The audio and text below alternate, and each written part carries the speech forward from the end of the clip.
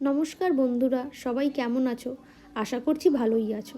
আজকের ব্লগে আমি আপনাদের নিয়ে যাব বাংলার এক অতি প্রাচীন ও শৈল্পিক ঐতিহ্যের কাছে, যার নাম নকশাবড়ি বা গহনা বড়ি।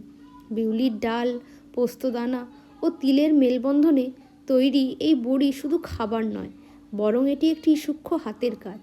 গ্রাম বাংলার মায়েরা কীভাবে নিপুণ দক্ষতায় বছরের পর বছর ধরে বড়ির ওপর গয়নার মতো নকশা ফুটিয়ে তোলেন, তা দেখলে সত্যিই অবাক হতে হয়।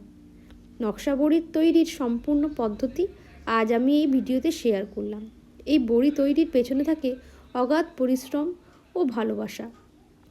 এটি মূলত মেদিনীপুর জেলার বিখ্যাত একটি শিল্প। অবনীন্দ্রনাথ ঠাকুর এই বড়িকে শিল্প হিসেবে স্বীকৃতি দিয়েছিলেন। বড়িগুলো রোদে শুকানোর পর দেখতে ঠিক গয়নার মতো লাগে, তাই এর নাম গহনা বড়ি। উৎসব বা বিশেষ অনুষ্ঠানে বা রোজকার ভাতের সাথেও এটি ভাজা হিসেবে পাতে দেওয়া হয়। বাংলার এই অসাধারণ শিল্পকে বাঁচিয়ে রাখতে ভিডিওটি শেয়ার করুন, লাইক করুন এবং কেমন লাগলো কমেন্ট করে জানাতে কিন্তু একদম ভুলবেন না।